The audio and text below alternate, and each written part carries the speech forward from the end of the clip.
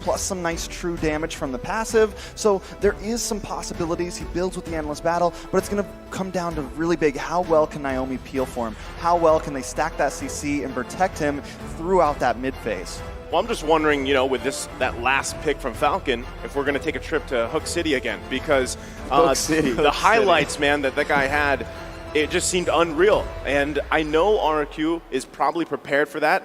And I like the Melissa pick as well, because we actually saw this yesterday, the interaction that Ultimate provides, that micro decision, and a lot of times turns the tides for those team fights, especially when we're talking about, lately we've seen so many under turret plays, whether they're looking for the sandwich angle or they're just trying to collapse down on a tier 1 turret even, and that's crucial. You know, if you have that in your repertoire, basically, to work with it, and the Melissa is that great pick, but still, I was talking about CCs from Falcon.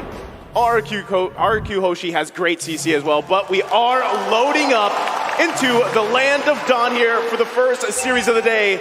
RRQ Hoshi versus Falcon is ranked first in first blood rate with 93.33%. 14 out of 15 games. No one's claimed it just yet, but both teams going to work on the first turtle. Most definitely Ken trying to get a nice position here, but in comes Albert. The appraisal's wrapped up, lands down, and Ken's able to take the turtle. Nice pick, but the battle does still pursue. Albert goes down, Vin may just be next, caught in the middle of 4.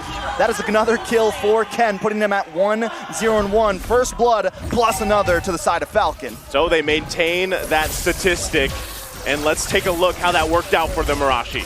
Getting 3 more items here. Of course, Zipex has some more life steal here, but R7 trying to go in against Ken. Unfortunately, he's getting too low to bench his spot, but it won't be enough. That is huge, but Albert wants to keep on pushing it. Ken gonna switch positions, but he's taken out by Clay. This could be bad for Albert, though. No, they find Naomi. Albert goes down to Justin, but now Justin trying to escape. Can't quite make it. The Brilliance comes out. They're on the chase. Wild Charge comes in.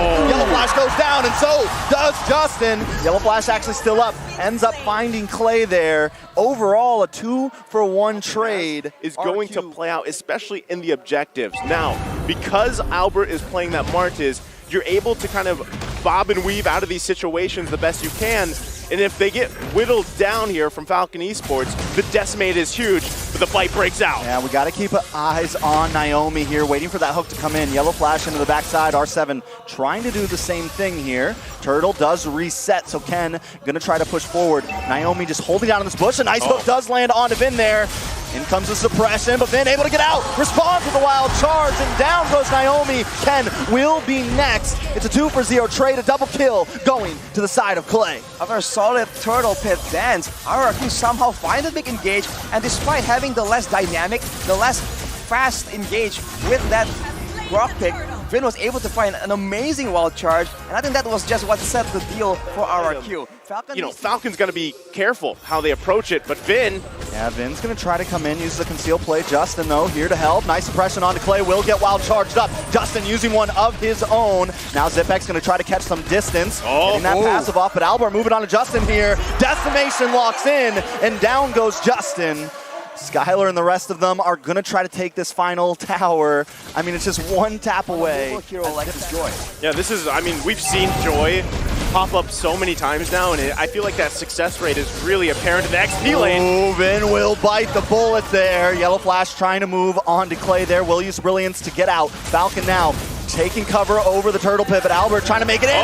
Will take the turtle. A beautiful retribution. Hook does land on to Skylar. Skylar trying to get away here. R7 now getting on to Zipex. Zipex goes down. Clay in a very bad situation. The taunt comes in. He finds him, but the battle still pursues under the purple buff. R7 trying to get them down. Albert will fall. A nice pick. Overall, a 3-for-1 trade, but RQ does take the turtle. Ooh, it seems like Yellow Flash still wants to go for a bit more though, but R7, look at him just denying Justin any kind of presence, but he might just a bit of more than he can chew. Here. But no. And then Albert still at a stalemate, and also Naomi waiting patiently there. I think he did spawn out R7, but still looking for the best advantage point for both teams. Yellow Flash getting vision as well. Who goes for it first? Yeah, I mean, Falcon loves to start these Lords first, try to push them in. Wait a second, Naomi locks on. Vin takes a lot of damage, and the stolen wild charge. Vin goes down. Albert now trying to lock in the back line. Naomi goes down. Albert on the run, though, as Ken and Justin try to chase. Yellow Flash on the boss side, trying to lock on to Clay here. Clay does get stunned, will get stunned again, but Yellow Flash is just here to delay. Albert finds the backside, though, and locks down Justin. Zipx taking a lot of damage. R7 finds him. This could be bad. Ken now moving on to R7. It's a bloodbath, boys. Clay goes down. Overall, 3 for 2 still, but a fight still pursues. Yeah, I'm thinking the exact same thing, man. You know, we saw that there. R7 just unleashing on the backside, especially in those extended fights. And once again, we find ourselves in the Lord dance. Both teams still looking for positioning. Pretty much more or less the same thing. Is it going to be Naomi that lands the hook here first? As everybody gets situated, Zipx trying to get that orange buff. Lord's going to go ahead and reset. No one pushing the go just yet. Yeah, nobody pulling that trigger just yet. Skylar is going to kind of dance around. We got to keep our eyes on Naomi. He seems to be the initiator. The major problem here is, as Arashi said, Zipx hasn't come online in this mid-game. The Clint just doesn't seem as fearsome, and without him, they just can't output the damage. But you can see, tanky items are being built by the side of Falcon, so the damage, the burst potential from RRQ is slowly but surely dissipating.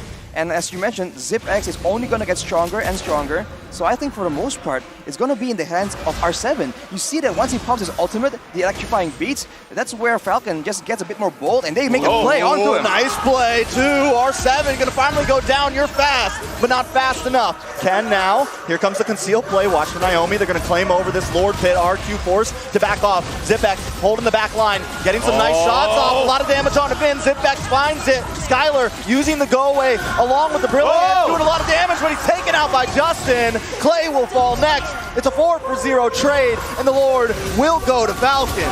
RRQ, man, they just don't know when to back down. They lost the initial engage, they got their members picked off, they still went for the 4v5. For the connect just yet. Falcon now moving up to the top side here. R7 going to come into the backside. Vin uses a conceal play, trying to find someone, or maybe just trying to create some space, but Falcon doesn't want to give it up. A nice hook does come down. Vin tries to survive, but ZipX takes him out. R7 forced to retreat. Justin falls, though. Clay able to capitalize. This could be bad. Skylar moving in. Yellow Flash goes down next. Albert finds it, but Naomi then finds him.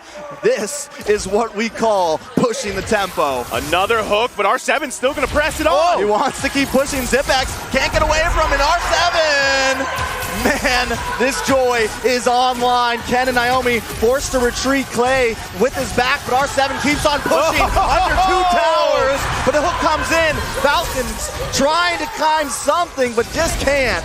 They just keep fighting and fighting, and eventually they will come out on top. This is the RRQ playstyle, and it's so nerve-wracking because you have no idea what's going to happen.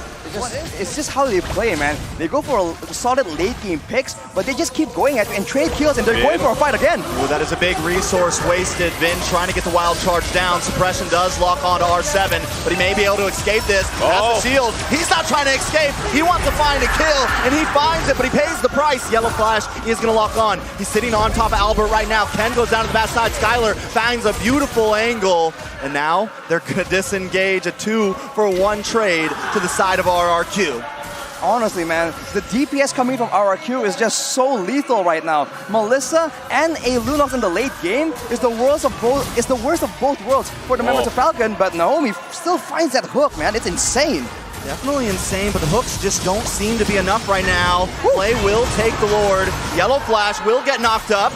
Vin gonna go down to the immortality. Won't survive that one. Yellow Flash, though, is on top of Albert here. He's gonna try to back off, but Skylar found him. Locked on. Yellow Flash forced to flash away. Very cautious on how they approach it. That's gonna be an Iron Hook missing. Albert knows where they are. The purple buff fight's gonna ensue. But it looks like it was taken by Ken. But then he gets knocked up.